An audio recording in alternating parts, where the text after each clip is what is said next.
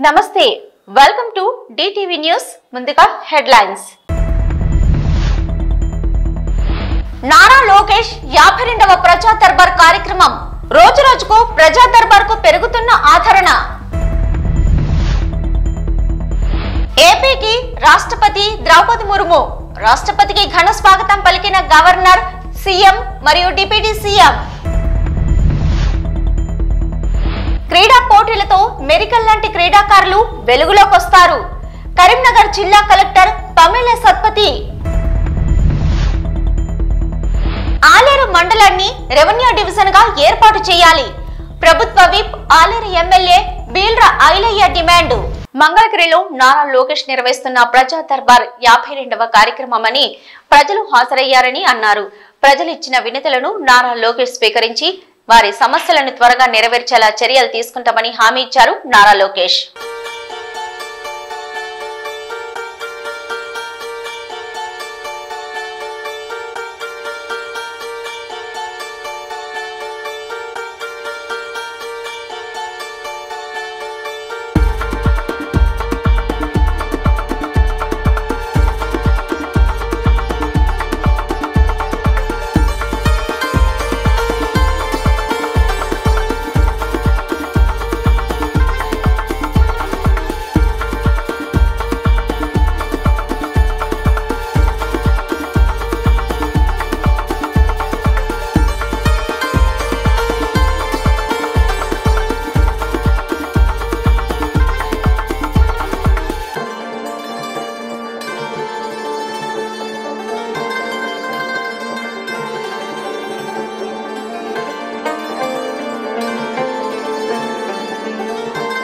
మంగళగిరిలోని ఎయిమ్స్ వైద్య కళాశాల ప్రథమ స్నాతకోత్సవంలో పాల్గొనేందుకు రాష్ట్రానికి విచ్చేసిన భారత రాష్ట్రపతి శ్రీమతి ద్రౌపది ముర్ముకు గన్నవరం ఎయిర్పోర్టులో ఆంధ్రప్రదేశ్ రాష్ట్ర గవర్నర్ అబ్దుల్ నజీర్ మరియు ముఖ్యమంత్రి నారా చంద్రబాబు నాయుడుతో కలిసి గౌరవ స్వాగతం పలికారు ఉప ముఖ్యమంత్రి కొణిదెల పవన్ కళ్యాణ్. క్రీడా పోటీలతో గ్రామీణ ప్రాంతాల్లోని మెరికల్ లాంటి ఎందరో క్రీడాకారులు వెలుగులోకి వస్తారని జిల్లా కలెక్టర్ పమేల సత్పతి అన్నారు. కరీంనగర్లోని అంబేద్కర్ స్టేడియంలో జిల్లా స్థాయి సీఎం కప్ పోటీలను లాంఛనంగా ప్రారంభించారు. అంతకుముందు ఆమె జ్యోతి ప్రజ్వలన చేసి ఒలింపిక్ క్రీడా పతాకాన్ని ఆవిష్కరించి క్రీడా జ్యోతిని వెలిగించారు. అనంతరం మాట్లాడుతూ గ్రామ స్థాయి నుంచి ప్రారంభించిన సీఎం కప్ పోటీలకు క్రీడాకారుల నుంచి మంచి స్పందన వచ్చిందన్నారు. క్రీడాకారులు సీఎం కప్ పోటీలను సద్వినియోగం చేసుకుని రాణించాలన్నారు. క్రీడాకారులందరికీ కూడా పేరు పేరున నమస్కారం తెలియజేస్తా ఉన్నా. ముఖ్యంగా గత సంవత్సర కాలంగా ముఖ్యమంత్రి రేవంత్ రెడ్డి గారి పరిపాలనలో ఈ రాష్ట్రంలో మరి అన్ని వర్గాలను అన్ని రంగాలను అభివృద్ధి పరుస్తూ క్రీడా రంగం మీద కూడా ఫోకస్ పెట్టి గ్రామ స్థాయిలో మండల స్థాయిలో జిల్లా స్థాయిలో రాష్ట్ర స్థాయిలో ఉన్నటువంటి క్రీడా నైపుణ్యం క్రీడలలో మరి ముందంజలో ఉన్నటువంటి వారి యొక్క నైపుణ్యాన్ని బయటకు తీసి దేశ స్థాయిలో క్రీడాకారులను తీర్చిదిద్దాలే రాష్ట్రానికి పేరు తీసుకురావాలనే ఉద్దేశంతో ఈ సీఎం కప్ పెట్టడం జరిగింది. మరి దాన్ని నిర్వహిస్తున్నటువంటి పీఈటీలు అందరికీ కూడా అన్ని వర్గాలకు సంబంధించి పీఈటీలు కావచ్చు పీఈడీలు కావచ్చు అందరూ కూడా మరి పెద్ద ఎత్తున దీనికోసం మండల స్థాయిలో కష్టపడి ఇవాళ జిల్లా స్థాయి రేపు రాష్ట్ర స్థాయి కోసం కృషి చేస్తున్నటువంటి ఉపాధ్యాయులందరికీ కూడా పీఈటీలందరికీ కూడా పేరు పేరున ధన్యవాదాలు కృతజ్ఞతలు తెలియజేస్తా ఉన్నాం. మరి ఈ క్రీడా నైపుణ్యాన్ని ప్రదర్శించడం వల్ల మీ యొక్క మరి ఏ పిల్లలకు ఏ రంగంలో ఏ విధంగా నైపుణ్యం ఉన్నదని తెలవాలంటే ఇటువంటి కప్పు నిర్వహించాల్సినటువంటి అవసరం ఉంటుంది. కాబట్టి మీ అందరినీ కూడా భవిష్యత్తులో రాష్ట్ర స్థాయిలో దేశ స్థాయిలో మీరు మరి క్రీడలలో రాణించాలని ఈ అవకాశాన్ని సద్వినియోగం చేసుకోవాలని ప్రభుత్వం మీ వైపు ఆలోచన చేస్తూ ఉంది. మీరు ఈ రంగంలో మీ నైపుణ్యాన్ని వెలికి తీసుకోవడం కోసం ప్రభుత్వం కృషి చేస్తూ ఉంది. దీన్ని మీరు ఉపయోగించుకొని పెద్ద ఎత్తున మరి దేశ స్థాయిలో క్రీడాకారులుగా మీరు తయారు కావాలని ఈ సందర్భంగా తెలియజేస్తూ ఈ కాంగ్రెస్ ప్రభుత్వం చేస్తున్నటువంటి ప్రతి అవకాశాన్ని అందరూ కూడా సద్వినియోగం చేసుకుని దేశంలో తెలంగాణ రాష్ట్రం మరొక ప్రత్యేక గుర్తింపు పొందడానికి కృషి చేస్తున్నటువంటి ముఖ్యమంత్రి రేవంత్ రెడ్డి గారికి ప్రభుత్వంలో ఉన్న అందరికీ కూడా పేరు పేరున ధన్యవాదాలు కృతజ్ఞతలు తెలియజేస్తూ ఈ కార్యక్రమాన్ని జిల్లా వ్యాప్తంగా కలెక్టర్ గారు పర్యవేక్షణలో పెద్ద ఎత్తున నిర్వహిస్తున్నటువంటి మరి మీ అందరి వేదిక మీద అధికారులకు కూడా ప్రత్యేక ధన్యవాదాలు కృతజ్ఞతలు నాకు అవకాశం ఇచ్చిన డిఓఎస్ఓ గారికి ప్రత్యేకంగా కృతజ్ఞతలు తెలియజేస్తాను. ఆలేరు రెవెన్యూ డివిజన్ రఘునాథపురం మండలం గురించి అసెంబ్లీలో ప్రస్తావించిన ప్రభుత్వ విప్ ఆలేరు ఎమ్మెల్యే బీల్ర ఐలయ్య యాదాద్రి భువనగిరి జిల్లా ఆలేరు మండలాన్ని రెవెన్యూ డివిజన్ గా ఏర్పాటు చేయాలని, అదేవిధంగా రాజపేట మండలం రఘునాథపురం గ్రామాన్ని మండలంగా ఏర్పాటు చేయాలని తెలంగాణ రాష్ట్ర ప్రభుత్వ విప్ ఆలేరు ఎమ్మెల్యే బీల్ర ఐలయ్య నేడు అసెంబ్లీలో ప్రస్తావించారు. దీంతో రెవెన్యూ మంత్రివర్యులు పొంగులేటి శ్రీనివాసరెడ్డి సానుకూలంగా స్పందించి కలెక్టర్తో సమాచారం సేకరించిన అనంతరం ఏర్పాటుకు కృషి చేస్తామన్నారు. బీల్ర ఐలయ్య మాట్లాడుతూ గత ప్రభుత్వంలో రెవెన్యూ డివిజన్ల ఏర్పాటు శాస్త్రీయంగా జరగలేదన్నారు. జనాభా విస్తీర్ణం, పరిపాలన సౌలభ్యం ప్రాతిపదికన రెవెన్యూ డివిజన్ల ఏర్పాటు జరగలేదన్నారు. అందుకే ప్రభుత్వం కొత్త రెవెన్యూ డివిజన్లను ఏర్పాటు చేయాలని డిమాండ్ చేస్తున్నారన్నారు. కొత్త డివిజన్లతో ప్రజలు ప్రయోజనం పొందుతారన్నారు. ప్రస్తుతం ఆర్డీఓలను కలిసేందుకు రైతులు, భూమి హక్కుదారులు 50 నుంచి 70 కిలోమీటర్ల కంటే ఎక్కువ ప్రయాణిస్తున్నారని చెప్పారు. రెవెన్యూ మినిస్టర్ అధ్యక్ష, తమరి ద్వారా సహచార ఎమ్మెల్యే గారు ఐలే గారికి ఏదైతే ఇందాక తమకు వివరించిన దాంట్లో ప్రభుత్వానికి అందిన ప్రతిపాదనలో పరిశీలనలో ఉన్న ఒకటి ఆలేరుకు సంబంధించింది అధ్యక్ష. తప్పకుండా వీలైనంత తొందరలో దాన్ని రాష్ట్ర ప్రభుత్వం పాజిటివ్గా నిర్ణయం తీసుకుంటుంది అధ్యక్ష. అదే రకంగా ఐలే గారు ఒక మండలం గురించి కూడా ఐలన్ అడిగారు. దాన్ని కూడా కలెక్టర్ గారి దగ్గర నుంచి ఫీజిబిలిటీ రిపోర్ట్ తెప్పిస్తాం. దాని మీద కూడా పూర్తిగా పరిశీలించి నిర్ణయం చేసుకోవడం జరుగుతుంది. తెలంగాణ రాష్ట్రం ఏర్పడేటప్పటికీ మన రాష్ట్రంలో 42 డివిజన్లు రెవెన్యూ డివిజన్లు ఏర్పడినప్పుడు గత ప్రభుత్వం 76కు పెంచింది. కానీ రెవెన్యూ డివిజన్ల ఏర్పాటు శాస్త్రీయబద్ధంగా జరగలేదు అధ్యక్ష. రెవెన్యూ డివిజన్ ఏర్పడాలంటే జనాభా విస్తీర్ణం, పరిపాలన సౌలభ్యం కోసం రెవెన్యూ డివిజన్ ఏర్పడాలి అధ్యక్ష. కానీ ఎన్నికలను దృష్టిలో పెట్టుకొని కొత్త డివిజన్లు, కొత్త మండలాలు రైతులకు ఇబ్బందిగా చేసినటువంటి దృష్టిలో ఉన్న అధ్యక్ష. చాలా చోట్ల రెవెన్యూ డివిజన్ సమస్యలు, వాళ్ళు తెచ్చినటువంటి ధరణి సమస్యల వల్ల ఎక్కువ కూడా భూ సమస్యలు తలెత్తినాయి అధ్యక్ష. అందుకోసమే అన్ని చోట్ల కూడా రెవెన్యూ డివిజన్ కావాలని చెప్పి డిమాండ్ ఉంది అధ్యక్ష. కొత్త డివిజన్లు ఏర్పడితే రైతులకు, ప్రజలకు ఎన్నో ప్రయోజనాలు అధ్యక్ష. ఇప్పుడున్నటువంటి ప్రస్తుత రెవెన్యూ డివిజన్లు ప్రజలు కానీ రైతులు కానీ ఆర్డీ ఆఫీస్లోకి పోవాలంటే 50 నుంచి సుమారు 70 కిలోమీటర్లు పోవాల్సి వస్తుంది అధ్యక్ష. మా యాదాద్రి భువనగిరి జిల్లాలో 17 మండలాలు ఉన్నాయి అధ్యక్ష. 17 మండలాలకు గాను 2 రెవెన్యూ డివిజన్లు ఉన్నాయి. మా ఆలేరు గత 20 సంవత్సరాలుగా రెవెన్యూ డివిజన్ కావాలని ఎన్నో పోరాటాలు, ఎన్నో ఉద్యమాలు చేసినా అక్కడ రెవెన్యూ డివిజన్కు ఆలేరు అనుకూలంగా ఉన్నా దాని గత ప్రభుత్వం పట్టించుకోలేదు అధ్యక్ష. ఇప్పుడైనా మన ప్రజాపాలన గౌరవ ముఖ్యమంత్రి చొరవతోటి మా రెవెన్యూ శాఖ మంత్రులు మా పెద్దన్న పొంగులేటి శ్రీనగర్ ఆధ్వర్యంలో ఆలేరును రెవెన్యూ డివిజన్ చేయాలి అధ్యక్ష. ఆలేరును రెవెన్యూ డివిజన్ చేస్తే 8 మండలాలు అక్కడ పరిపాలన సౌలభ్యం కానీ అక్కడ ఉన్నటువంటి భూ సమస్యలు కానీ పరిష్కారం అవుతాయి.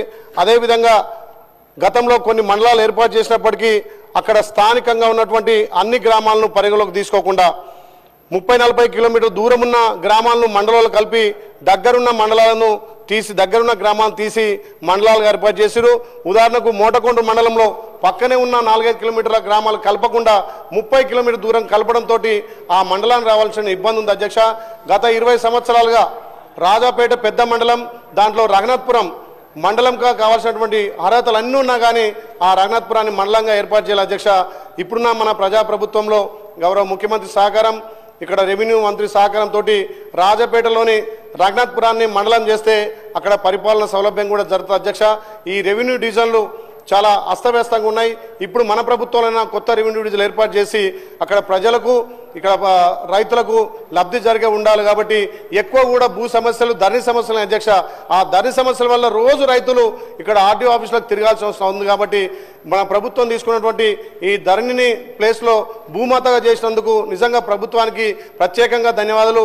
రెవెన్యూ మినిస్టర్ కూడా దీని చొరవ చూపి ఈ ధరణి సమస్యలకు తొందరనే చరమగీతం పాడినందుకు కూడా ప్రభుత్వానికి ప్రత్యేకంగా ధన్యవాదాలు తెలుస్తూ మా ఆలేరును రెవెన్యూ డివిజన్గా చేయాలని చెప్పి మీ ద్వారా విజ్ఞప్తి చేస్తూ అదేవిధంగా రాజపేటలోని రంగనాథపురాన్ని మండలంగా చేయాల్సిందిగా విజ్ఞప్తి చేస్తారు. పిఠాపురం ప్రజా ఫిర్యాదుల పరిష్కార వ్యవస్థ కార్యక్రమంలో వివాదం చోటు చేసుకుంది. పెండింగ్ బిల్లులు చెల్లించడం లేదని కలెక్టర్ ను అసభ్య పదజాలంతో దూషించాడు మున్సిపల్ కాంట్రాక్టర్ దివానం. అతన్ని నిలవరించి బయటకు లాక్కుని వెళ్లారు పోలీసులు. గత 7 నెలల్లో అన్నా క్యాంటీన్లు చేశాను. జిల్లాలో గొల్లపురం, పిఠాపురం, ఏరియాస్లో తునేది. ఇప్పటికి వచ్చిన ఓపెనింగ్ అయిపోయి కానీ ఏ విధమైన పరిష్కారం నాకు బిల్లు ఇవ్వలేదు. అలాగే డీసిల్టేషన్ కాలువల పూర్తికి తీశారు. అవి కూడా ఇప్పుడు వచ్చి 40 లక్షలు బిల్లు ఇవ్వలేదు. నేను అడుగుతుంటే రేపు మాపు అంటున్నాడు ఈ కమిషనర్. నా వర్క్ ఇంకా పూర్తి అయిపోయింది. ఇతను నా మెష మీద ఇంకోటికి ఇచ్చేసి 50,000 రూపాయలు చొప్పున ఆ దగ్గర లంచాలు తినేసి నేను 30% లెస్ చేశానండి వర్క్. నామినేషన్ మీద ఇచ్చేస్తున్నాడు 50,000 చొప్పున ఎడగొడేసి ఇచ్చేసి వాళ్ళ దగ్గర ఈయన కుమ్మక్కైపోయి మొత్తం A to Z 40 లక్షల బిల్స్ ఇప్పుడు చేసుకున్నాడు ఇతను ఈ కమిషనర్. నేను కలెక్టర్ గారు రిప్రజెంటేషన్ ఎన్నిసార్లు అడిగినా ఈ నెల ఇచ్చేస్తాను ఆ నెల ఇచ్చేస్తాను అంటారు. ఇప్పుడు 18 ఇస్తానంటున్నారు. మళ్ళీ అది దిక్కున్న వాడితో చెప్పుకుంటున్నారు కలెక్టర్ గారు. అలాగే కమిషనర్ కౌన్సిల్ అబ్జెక్షన్ పెట్టారంటున్నారు. కౌన్సిల్లో నన్ను 5% ఇస్తేనే కానీ నాకు బిల్స్ ఇవ్వద్దని కౌన్సిల్లో చెప్పారు. ఇంకేం చెప్పండి. కళ్ళం మళ్ళీ పుస్తకాలు కూడా తాగట్టేట్టుకుని ఎద వ్యాపారం చేస్తున్నామండి. ఈ గవర్నమెంట్ కంటే పోయిన గవర్నమెంట్ చాలా నయం. నన్ను అడిగితేనే ఓవర్ గవర్నమెంట్ డబ్బులు లేవని బయటకు పోయేవాళ్ళు. ఈ గవర్నమెంట్ లో ఉన్నాయన్నారు. ఇప్పుడు వచ్చి అన్నం పెట్టినోడికి అన్నా క్యాంటీన్ కట్టినాడు డబ్బులు ఇవ్వలేదంటే ఇది ఒక గవర్నమెంటా? నేను కట్టి 7 నెలలు అవుతుంది. నా ఆవేదన వివేక సోదరులందరూ అర్థం చేసుకుంటారని ఈ కమిషనర్ వచ్చాక 10 మీటర్లు కూడా సిమెంట్ రోడ్డు 10 మీటర్లు సిమెంట్ రోడ్డు అయితే చెప్పించి కొట్టించుకుంటాను. అంటే ఈ కమిషనర్ యొక్క ప్రవర్తన అసందర్భంగా అవుతే ఇది రాజకీయ నాయకులు నచ్చింది. ఇంతకన్నా నేను చెప్పేదేమీ లేదు. న్యూజిబీడ్ లో గౌడ సంఘం ఏర్పాటు చేసిన గౌతు లచ్చన్న విగ్రహ ఆవిష్కరణ కార్యక్రమం వివాదంపై గౌతు శిరీష వివరణ ఇచ్చారు. ఈ కార్యక్రమానికి ఎవరొస్తున్నారో తనకు ముందుగా తెలియదని గౌతు శిరీష తెలిపారు. ఇకపై ఏ కార్యక్రమానికి వెళ్లినా ఎవరొస్తున్నారో చూసుకుని వెళ్తానని తెలిపారు ఆమె. నేను నిజాయితీ గల టీడీపీ కార్యకర్తను, ఇందులో ఎటువంటి అనుమానం వద్దు అని స్పష్టం చేశారు గౌతు శిరీష. గౌతు లచ్చన్న గారి శత జయంతి ఉత్సవాలని ఉమ్మడి రాష్ట్రంలో హైదరాబాద్ లో రవీంద్ర భారతిలో నిర్వహించిన ఏకైక వ్యక్తి ఎవరో తెలుసా? స్వర్గీయ డాక్టర్ వైఎస్ రాజశేఖర రెడ్డి గారు అని చెప్పేసి మనం గుర్తుపెట్టుకోవాలి. లచ్చన్న గారిని గుర్తుపెట్టుకొని లచ్చన్న గారు ఏ పార్టీలో ఉన్నాడని చూడలా, లచ్చన్న గారు జాతీయ నాయకుడని గుర్తించిన ఏకైక ముఖ్యమంత్రి ఆనాటి ముఖ్యమంత్రి వైఎస్ రాజశేఖర రెడ్డి గారు అని చెప్పేసి మనం చెప్పుకోవాలి. శత జయంతి ఉత్సవాల్ని హైదరాబాద్ లో రవీంద్ర భారతి నడిబొడ్డులో జరిపిన మహనీయుడు. నిజంగా అటువంటి లచ్చన్న గారు మనవాడు, మన జాతి ముద్దుబిడ్డ. ఆయన మన జాతికే ముద్దుబిడ్డ కాదు, అందరూ రాజకీయ నాయకులు, అందరూ పార్టీల వాళ్ళు, ప్రతి ఒక్కళ్ళు కూడా లచ్చన్న గారు మావాడే అని అనుకుంటాడు. ఎందుకంటే అందరి వాడు సర్దార్ గౌతు లచ్చన్న గారు అని చెప్పేసి మనం అందరం కూడా ఆయన స్ఫూర్తిగా తీసుకోవాలని చెప్పేసి మీ అందరూ కూడా చెప్తూ బలహీన వర్గాల మనం అవుతున్నాం. ఈరోజు అందరికీ నమస్కారం. నిన్న సాయంత్రం నూజివీడులో జరిగిన తాతయ్య గారి విగ్రహ ఆవిష్కరణ కార్యక్రమంలో జరిగిన కొన్ని సంఘటనల మీద ఈరోజు ఉదయం నుంచి సోషల్ మీడియా తాలూకా పోస్టులు చూస్తూనే ఉన్నాను. అక్కడ ఏం జరిగిందో తెలియకుండా మాట్లాడుతున్న వాళ్ళ గురించి కాకుండా శిరీషమ్మ పొరపాటు చేసిందా అని, ఏమ్మా ఇలా జరిగింది అని నా గురించి అభిమానంతో ఆప్యాయంగా జరిగింది తెలుసుకోవడానికి ఫోన్లు చేస్తున్న సోదరుల గురించి, సోదరీమణుల గురించి వివరణ ఇవ్వాలని మీ ముందుకొచ్చాను. నెల రోజుల క్రితమే డిసెంబర్ 15న నూజివీడులో ఆ కార్యక్రమం ఉంది అని కృష్ణా జిల్లా గౌడ సంఘం నాయకులందరూ నన్ను కాంటాక్ట్ చేసిన పిదప మనవరాలిగా ఆయన విగ్రహాన్ని మీరే ఆవిష్కరించాలి అని చెప్తే ఖచ్చితంగా వస్తానని అన్నాను. ఇంతకు ముందు కూడా లచ్చన్న గారి విగ్రహాలకి ఆయన కుటుంబ సభ్యురాలిగా ఆవిష్కరణకు వెళ్లాను, ఇప్పుడు వెళ్తున్నాను కూడా. ఇది తెలిసి జరిగిన పొరపాటు కాదు, తెలియక జరిగిన పొరపాటు. అయినప్పటికీ కూడా ఈరోజు ఉదయం నుంచి సోషల్ మీడియాలో దీని మీద విపరీతంగా స్పందిస్తున్న వాళ్ళకి మీ సోషల్ మీడియా, మీ సోదరి గౌతు శిరీషగా ఒక విన్నపం. తెలుగుదేశం సోషల్ మీడియా అంటే చాలా అభిమానం ఉన్న అమ్మాయిని. సోషల్ మీడియాలో మీ అందరూ నాతో పంచుకుంటున్న ప్రతి అభిప్రాయాన్ని అధిష్టానం దృష్టికి తీసుకెళ్లే మీ గౌతు శిరీషని. అలాంటిది తెలిసి తప్పు చేస్తానని ఎలా అనుకుంటారండి? 6 నెలలుగా పలాస నియోజకవర్గంలో గతంలో చంద్రబాబు నాయుడు గారిని, పార్టీని దూషించిన వాళ్ళు ఈ రోజు మన అధికారంలో ఉన్నామని, ఎన్నికల్లో గెలిచిన మరుసటి రోజు నుంచి పార్టీలోకి వస్తామని క్యూలు కట్టినా కనీసం పార్టీ ఆఫీస్ లోపలికి కూడా నేను తీసుకురావట్లా. శిరీషమ్మ మీద నమ్మకంతో, గౌరవంతో 41,000 మెజారిటీ ఇచ్చిన తెలుగుదేశం, జనసేన, బీజేపీ కార్యకర్తలతోనే నా ప్రయాణం. అంతేగాని ఈరోజు గెలిచామని మన పార్టీలోకి వచ్చిన ఏ ఒక్కరిని తీసుకోనని తెగేసి చెప్పాను. ఆ మాట మీదే నిల్చున్నాను. అది నా కమిట్మెంట్ పార్టీ పట్ల. ఇక పోతుల సునీత గారు రాజీనామా చేస్తున్నారు వైసీపీకి అన్నప్పుడు మొట్టమొదటిగా జమిలీ ఎన్నికల దిశగా కేంద్రం అడుగులు వేస్తుంది. రేపు మధ్యాహ్నం 12 గంటలకు లోక్సభలో 2 కీలక బిల్లులను ప్రవేశపెట్టనుంది కేంద్ర ప్రభుత్వం. లోక్సభ ముందుకు 129వ రాజ్యాంగ సవరణ బిల్లు, 1963లో చేసిన కేంద్ర పాలిత ప్రాంతాల చట్ట సవరణ బిల్లు, ఈ 2 బిల్లులకు ప్రవేశపెట్టనున్నారు న్యాయశాఖ మంత్రి అర్జున్ రామ్ మేఘ్వాల్. ఆర్బీఐ కీలక నిర్ణయం తీసుకున్నట్లు తెలుస్తుంది. పాత ₹5 కాయిన్స్ స్థానంలో కొత్త కాయిన్ ని తీసుకొస్తున్నాయి. దీనికి ప్రధానంగా పాత ₹5 కాయిన్స్ దుర్వినియోగం అవుతున్నట్లుగా వచ్చిన సమాచారం మేరకు ఈ నిర్ణయం తీసుకున్నట్లుగా తెలుస్తుంది. మన ఒక్క పాత ₹5 కాయిన్ ను కరిగిస్తే 4 నుంచి 5 బ్లేడ్లను తయారు చేస్తున్నారు బంగ్లాదేశ్ వారు. ఒక్కో బ్లేడ్ ధర ₹2 వేసుకున్న 5 కాయిన్స్ తో ₹10 సంపాదిస్తున్నారు. దీంతో భారత్ నుంచి బంగ్లాదేశ్ కు ₹5 కాయిన్స్ స్మగ్లింగ్ అవుతున్నట్లు అధికారులు గుర్తించారు. మహనీయుడు సర్దార్ గౌతు లచ్చన్న గారి విగ్రహ ఆవిష్కరణ సభలో మన తెలుగుదేశం పార్టీ కార్యకర్తలు బాధపడేలా కొన్ని సంఘటనలు జరిగాయి. దీనిపై పత్రికల్లో రకరకాల కథనాలు వచ్చాయి. ఉద్దేశపూర్వకంగా నేను, గౌతు శిరీష గారు, నారాయణ గారు పాలు పంచుకున్నామంటూ వస్తున్న వార్తలపై నేను ఒక్కటే చెప్పదలుచుకున్నా అని చంద్రబాబు నాయుడు మరియు నారా లోకేష్ ఇచ్చిన మర్యాదలను నేను ఎల్లవేళలా గుర్తు పెట్టుకుంటానని అన్నారు మంత్రి కొలుసు పార్థసారథి. అలాగే నన్ను ఆదరించిన కార్యకర్తల మనోభావాలు దెబ్బతిన్నాయి, వారికి మరొకసారి మన్నించమని కోరుకుంటున్నానని తెలిపారు మంత్రి కొలుసు పార్థసారథి. సర్దార్ గౌతు లచ్చన్న గారి విగ్రహావిష్కరణ కార్యక్రమంలో మన తెలుగుదేశం పార్టీ కార్యకర్తలు మనసు బాధపడిన సంఘటనలు కొన్ని జరిగినాయి. దాని మీద పత్రికల్లో కూడా రకరకాల కథనాలు వచ్చినాయి. కొన్ని చోట్ల ఉద్దేశపూర్వకంగా తెలిసే నేను కానీ, శిరీష్ గారు కానీ, నారాయణ గారు కానీ ఆ కార్యక్రమంలో పాలు పంచుకున్నారని, ఈ విషయంలో మొట్టమొదటిగా నేను చెప్పేది ఏమిటంటే, నాకు చంద్రబాబు నాయుడు గారు, లోకేష్ గారు నాకు ఇచ్చిన గౌరవాన్ని నేను ఎప్పుడూ కూడా జీవితంలో మర్చిపోనని చెప్పేసి ముఖ్యంగా తెలియజేస్తా ఉన్నాను. 2, నన్ను ఆదరించిన కార్యకర్తల మనోభావాలు దెబ్బతిన్నందుకు నిన్న కూడా చెప్పాను. మరొకసారి వారి మనోభావాలు దెబ్బతిన్నందుకు వారికి సారీ చెప్తూ ఈ సంఘటనకు సంబంధించిన వివరాలు కూడా మరి కార్యకర్తలకు విశదీకరించాలనే ఉద్దేశంతో ఈరోజు మీ ముందున్నానని చెప్పేసి మనవి చేస్తాను. ఈ కార్యక్రమాన్ని పార్టీ రహితంగా, ముఖ్యంగా తెలుగుదేశం పార్టీ అధికారంలో ఉంది. నూజివీడులో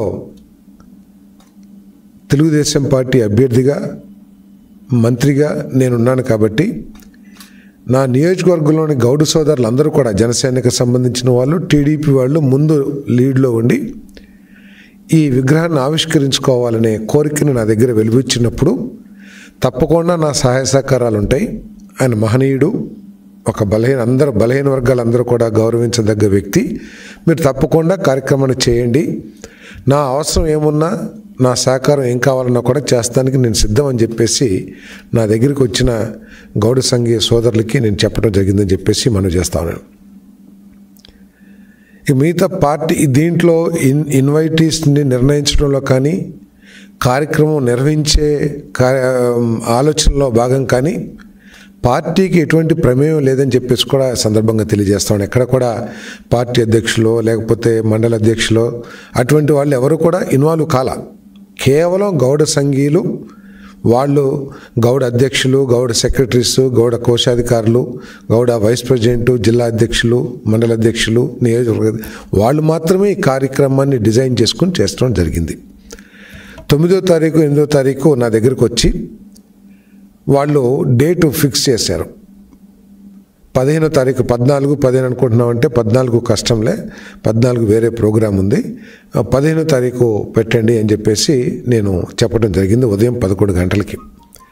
నాతో డేట్ తీసుకెళ్ళిన తర్వాత నాతో చర్చించిన ఇన్వైటీస్కి సంబంధించి ఈ ఇన్విటేషన్ని నా పిఏకి వాట్సాప్లో పంపించడం జరిగిందని చెప్పేసి మనం చేస్తా ఉన్నా. నేను ఇది కూడా అడిగాను, ఇది కాకుండా ఇంకేమైనా పంపించారా ఇన్వైటీస్ గురించి అని చెప్పేసి నేను పిఏని అడిగితే ఇంకేం పంపించలేదు సార్. దాని కింద నేను కూడా చెక్ చేశాను, ఎందుకంటే వాస్తవాలు తెలుసుకోవాలి కాబట్టి. కేవలం ఇది ఇన్విటేషను ప్లస్ కింద నూజివీడ్ టౌన్లో గౌడ సంఘం ఆధ్వర్యంలో నిర్మాణం అవుతున్న గౌతు లచ్చన్న గారి కాంస్య విగ్రహావిష్కరణ కార్యక్రమం డిసెంబర్ 15 ఆదివారం ఉదయం 11 గంటలకు సారథి గారు డేట్ ఫిక్స్ చేసి చెప్పారు, కావున షెడ్యూల్లో రాయించగలరని చెప్పేసి మా పిఏ కూడా పెట్టారు. ఇన్విటేషను ఎవరెవరు ఇన్వైటీస్ ఉన్నారని చెప్పేసి. సో తర్వాత వాళ్ళు ఏదైనా ఇన్విటేషన్ కొట్టుండొచ్చు. తర్వాత అందరికీ తెలిసిందే 9 తర్వాత బిజీగా అందరం కూడా బిజీగా ఉన్న కలెక్టర్స్ కాన్ఫరెన్స్ కానివ్వండి, లేకపోతే విజన్ 2047 కార్యక్రమం కానివ్వండి, వీటిల్లో బిజీగా ఉండి వారి ఇన్విటేషన్స్ని పూర్తిగా చదివే ప్రయత్నం కూడా నేను చేయలేదు. ఎందుకంటే నాకు తెలిసింది మెయిన్ వాళ్ళందరూ కూడా మన పార్టీకి సంబంధించిన వాళ్ళు ఉన్నారు, ఒక్కళ్ళే ఉన్నారు. ఇది కూడా అడిగాను, ఏంటి వైఎస్ఆర్సీపీ నాయకురాలని కూడా పిలుస్తున్నారా అని అడిగాను. సార్ వాళ్ళు రారులేండి, ఊరినే కాదు మా చైర్మన్ కదా అని చెప్పేసి వేసామని చెప్పేసి చెప్పారు. సరే నేను అది సీరియస్గా తీసుకోలేదు. BRS party working president KTR పిలుపు మేరకు లగచల్ రైతులపై కాంగ్రెస్ ప్రభుత్వం తీరును నిరసిస్తూ బీఆర్ఎస్ పార్టీ ఆందోళన చేపట్టారు. కరీంనగర్ నగర బీఆర్ఎస్ పార్టీ అధ్యక్షులు చల్లా హరిశంకర్ ఆధ్వర్యంలో చేపట్టిన ఈ నిరసనలో జిల్లా అధ్యక్షులు జీవీ రామకృష్ణారావు ముఖ్య అతిథిగా హాజరై అంబేద్కర్ విగ్రహానికి పూలమాల వేసి ఘన నివాళులర్పించారు. అనంతరం లఘుచల్ రైతులపై కేసులు ఎత్తేసి వెంటనే విడుదల చేయాలంటూ అంబేద్కర్ విగ్రహానికి వినతి పత్రం సమర్పించారు. భారత రాజ్యాంగంపై ప్రమాణం చేసి అధికారంలోకి వచ్చిన కాంగ్రెస్ ప్రభుత్వం అడుగడుగునా రాజ్యాంగాన్ని కాలరాస్తుందని మండిపడ్డారు.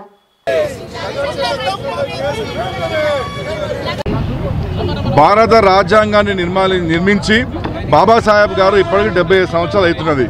ఈ 75 సంవత్సరాలు అయినప్పటికీ కూడా ఈ రాష్ట్ర ముఖ్యమంత్రి రేవంత్ రెడ్డి గారు ఇదే పవిత్రమైనటువంటి రాజ్యాంగం మీద ప్రమాణం చేసి రాష్ట్ర ముఖ్యమంత్రి ప్రమాణ స్వీకారం చేసి అన్ని వర్గాల ప్రజలు మంచిగా చూసుకుంటామని చెప్పి వారు ఏదైతే మాట ఇచ్చిందో ఆ మాటను తప్పి ఈరోజు దళితుల గిరిజనుల పట్ల అనుచిత చేసుకుంటాం, వాళ్ళ పైన కక్ష సాధింపు చేసుకొని వాళ్ళని చాలా అన్యాయానికి గురి చేసి వాళ్ళ బాబాసాహెబ్ గారు రచించిన రాజ్యాంగాన్ని ఇవాళ అవమాన పాలు చేస్తున్నారు. దానికి నిర్మూల సాక్ష్యము ఈరోజు తన సొంత నియోజకవర్గం కొడంగల్లో లగర్చెల్ల గ్రామంలో అక్కడ ఉన్నటువంటి దళిత గిరిజనుల భూములు తాతలు ముత్తాతల నుంచి వారు దున్నుకుంటున్నటువంటి వ్యవసాయ భూములను వారు ఈరోజు బలవంతంగా లాక్కొనే కాకుండా వారి హక్కుల కోసం వారు పోరాడితే వాళ్ళను ఘోరంగా జైలుపాలు చేసి బేడీలేసి తీవ్రమైనటువంటి అన్యాయం జరుగుతున్నది. మరి నిన్నగాక మొన్న కూడా ఒక గిరిజన రైతు ఆయన గుండెపోటు వచ్చిందని చెప్పి హాస్పిటల్ తీసుకుపోయేటప్పుడు ఆయనకు బేడీలు కట్టి హాస్పిటల్కి తీసుకునే సంగతి మనం చూసినాం. ఈరోజు మేము బాబాసాహెబ్ అంబేద్కర్ గారికి విజ్ఞప్తి చేస్తున్నాము. మా యొక్క వినతి పత్రం ద్వారా బాబాసాహెబ్ అంబేద్కర్ గారు మీరు రచించినటువంటి రాజ్యాంగ స్ఫూర్తికి వ్యతిరేకంగా ఈ రాష్ట్ర ముఖ్యమంత్రి రేవంత్ రెడ్డి గారు పనిచేస్తున్నారు. ఆయనకు ప్రభుత్వానికి కొంచెం వివేకం ప్రదర్శించండి, తెలివితేటలు వచ్చే విధంగా ఆయనను కోరండి. అదేవిధంగా ఈ యొక్క ప్రజలను ప్రత్యేకంగా గిరిజన దళితులను మంచిగా చూసుకోమని చెప్పి ముఖ్యమంత్రి గారికి కనువిప్పు చేయాలని చెప్పి కూడా ఇవాళ మేము భారత రాష్ట్ర సమితి కరీంనగర్ జిల్లా శాఖ తరఫున ఇచ్చినాము. మరి ఇవి ఇప్పటివరకున్న న్యూస్. నమస్తే.